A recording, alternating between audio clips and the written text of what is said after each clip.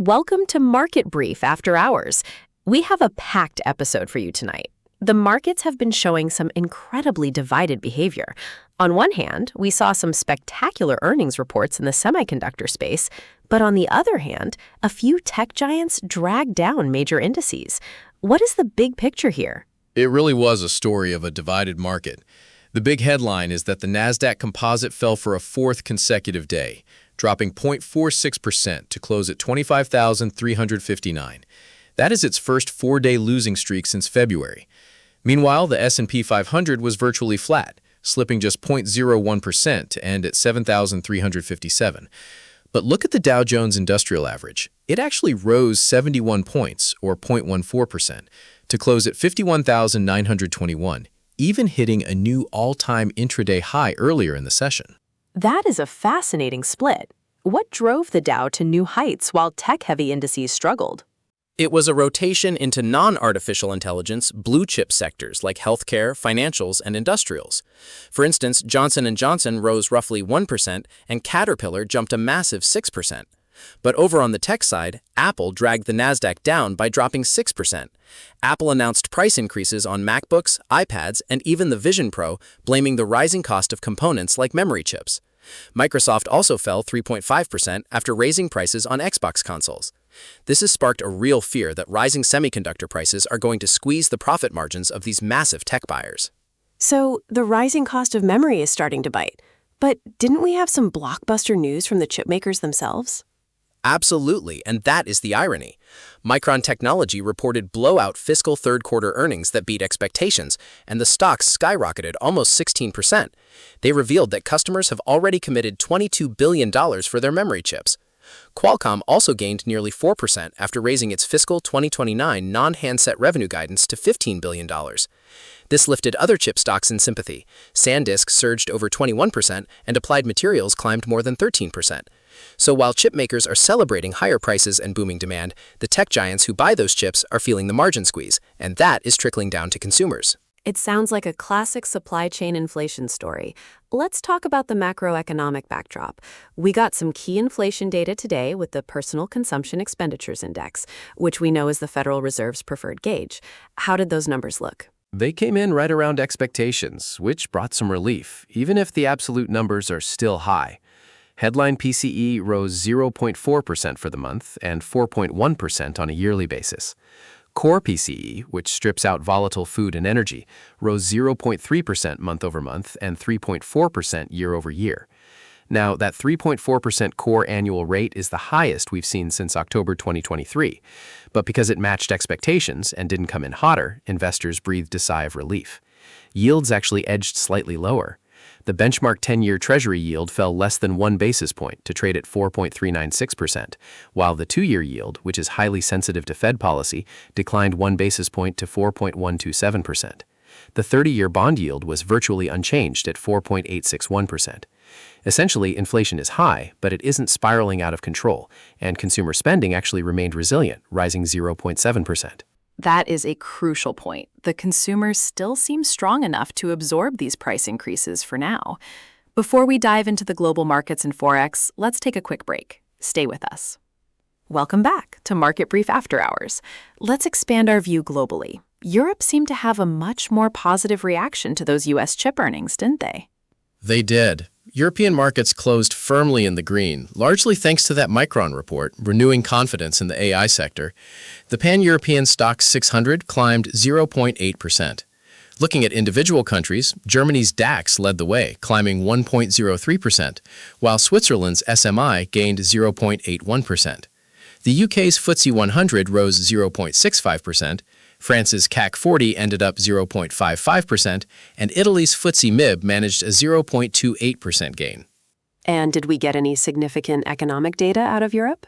We did, and it was a mixed bag. In France, consumer confidence rose to 84 in June, up from a 3-year low of 82. Households are feeling slightly less pessimistic about their finances. In Germany, the Consumer Sentiment Index for July is projected to improve slightly to negative 29.2, up from negative 29.7, though that was weaker than the negative 27.8 economists had hoped for. German home prices also rose 1.4% year-over-year in the first quarter of 2026, marking their sixth straight quarterly gain. But the real dark spot was the UK. The CBI retail sales balance plummeted to -54 in June from -46 in May. Retailers there are reporting a very downcast start to the summer due to poor consumer sentiment and rising cost pressures. Wow, that UK retail number is incredibly weak. What about Asia? It sounds like they had a massive relief rally. They certainly did. The tech-heavy Asian markets surged after the earnings reports from Micron and Qualcomm eased fears about the sustainability of the AI rally. South Korea's Kospi jumped an incredible 5.5%, powered by chip giants SK Hynix, which rallied 11%, and Samsung Electronics, which rose 5%. Japan's Nikkei climbed 4%, with SoftBank Group up 3.5% and chipmaker Kioxia surging 8.5%. Taiwan's TAIEX also added nearly 1%. Did we see that same optimism in China and Hong Kong? Not quite to the same extent. China's blue-chip CSI 300 rose 1.6%, and the Shanghai Composite ended 0.2% higher at 4,120. But Hong Kong's Hang Seng index actually bucked the trend, declining 1.4% to close at 23,077, which is its lowest level since June 2025. The Hang Seng Tech Index also dropped 1.6% to a 14-month low. This came as Hong Kong's export growth slowed to 40.8% year-on-year in May, down from the 5-year high of 42.9% we saw in April. And what about Australia? I saw they had some local economic data that shook things up. Yes, the Australian S&P ASX 200 fell 0.7% to close at 8,749, hitting its lowest level in nearly 2 weeks. The culprit was a surprisingly strong jobs report. Australia's unemployment rate fell to 4.4% in May, and the economy added over 40,000 jobs, far outpacing the forecast of a 25,000 increase. While a strong labor market sounds great, it dragged down rate-sensitive banking and mining stocks because investors realize a further interest rate hike from the Reserve Bank of Australia cannot be ruled out. It is that classic good news is bad news scenario for monetary policy. Let's pivot to the currency markets now. There are some very interesting technical setups happening in Forex. Let's start with the euro and the British pound. Both pairs saw minor corrective bounces, but they remain locked in deeply bearish structures. Euro USD closed up 0.12% at 1.1372, trading between 1.1334 and 1.1388. However, the pair is trading far below its key moving averages. To give you some context, the 50-day simple moving average is at 1.1628, the 100-day is at 1.1650, and the 200-day is at 1.1664. That is a deeply entrenched bearish profile. If it breaks below the recent low of 1.1334, we could see a quick slide toward 1.1300. And does GBP USD look similar? Very similar. GBP USD closed up 0.23% at 1.3198, but it remains significantly below its key moving averages. The 50-day SMA sets at 1.3436, the 100-day at 1.3432, and the 200-day at 1.3406. These averages are beginning to slope downward, confirming a broad bearish bias. Immediate support is at 1.3151, and a break below that could expose the 1.3100 psychological level. What about the Australian dollar? Is it holding up any better? A bit better, yes. AUD-USD closed up 0.16% at 0.6911. While it is trading below its 50-day SMA of 0.7124 and its 100-day SMA of 0.7081, it is crucially holding above its 200-day SMA of 0.6856. That 200-day average is acting as the last major line of technical defense for the bulls. If it breaks below the recent low of 0.6887, that pivotal 200-day average will be tested. And what is happening with the US dollar against the Canadian dollar and Swiss franc? We've seen some massive runs there recently. We have. USD CAD pulled back slightly, closing down 0.24% at 1.4197 after a massive parabolic run. To show you how stretched this move is, the price is trading exceptionally far above its moving averages. The 50-day SMA is at 1.3823, and the 200-day is at 1.3831. So this minor pullback is just some healthy profit-taking, and the bullish structure remains completely intact. Meanwhile, USD CHF also retreated slightly, closing down 0.27% at 0.8097, but it remains comfortably above its 50-day SMA of 0.7892 and its 200-day SMA of 0.7907, keeping its medium-term bullish outlook very active. Let's look at commodities now. Gold had a really dramatic session today, didn't it? It was incredibly dramatic. Gold closed up 0.84% at $4,025, but the daily candle formed a very pronounced bullish pin bar with a long lower wick. During the session, gold actually crashed all the way down to $3,962 before aggressive buying stepped in to reject that drop and push it back above the $4,000 mark. Now, despite this bounce, gold is still severely disconnected from its longer-term averages.